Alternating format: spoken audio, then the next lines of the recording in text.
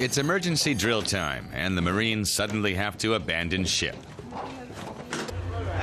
Conveniently, the fast attack craft is still moored at base on the Baltic Sea coast. Drills are part of the daily routine for the crew of 40 men and 1 woman. But Lieutenant Barbara Tesch doesn't feel all at sea here. Far from it. You learn to get used to everyone's particular ways and habits and deal with them. I'm 27, and as a young person I have to shoulder a lot of responsibility, both for the crew and for the equipment. It's not as if these are just toys. Quite the opposite. That's what makes the job so interesting.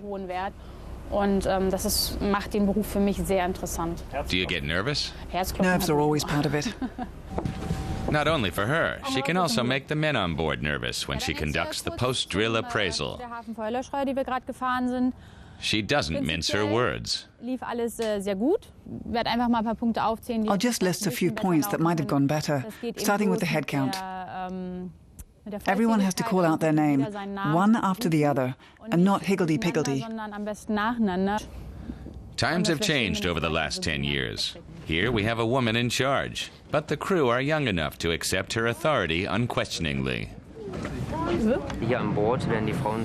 Women on board are treated just like men. The women also have to put up with a lot. There's only 1 bathroom with 1 toilet and a shower for everyone, for example. There's no preferential treatment. She doesn't even enjoy privacy at night. Barbara Tesch shares an extremely tiny cabin with 4 men. There's no getting away from them out here at sea. But she doesn't worry about unwanted advances.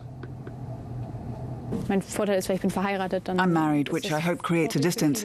Plus, I'm an officer, so they wouldn't dare. I've never had any bad experiences in that regard.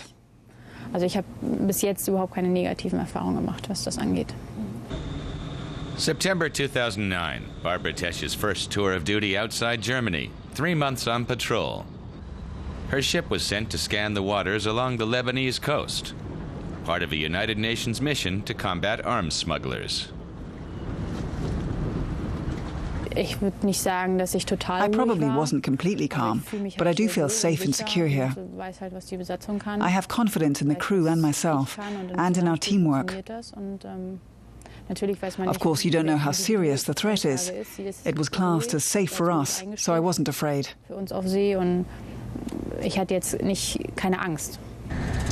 The Navy is still perceived as a male domain. Ships like this are loud, sweaty, and crammed with machinery.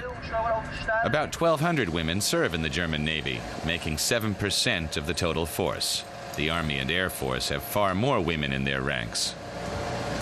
Barbara Tesch has got used to life at sea and is already an old hand when it comes to the ins and outs of her craft, which is just as old as she is.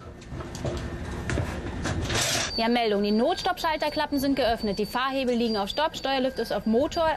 Der Fahrstand ist mit einem Fahrer besetzt und klar zur Funktionsprobe. She gives instructions and the go-ahead for the bridge. In this case, she's overseeing an engine test. Beiding gestartet. Meldung, Beiding gestartet. The first women to join the German Navy a decade ago did not always get a warm welcome from their male commanders. At first, like many others, I had certain prejudices. But you have to take a professional attitude, and you don't have a choice anyway. It's like any other situation. Women have the ability and the obligation to match what their male colleagues do. They're expected to do no more and no less.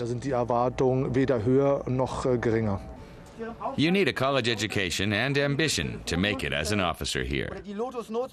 Some assume that people sign up out of desperation, but it was always Barbara Tesch's preferred first port of call. We all work together and know each other extremely well. We're a closely knit team. It's because we spend so much time together. Barbara Tesch's ambitious mentality in turn benefits the Navy.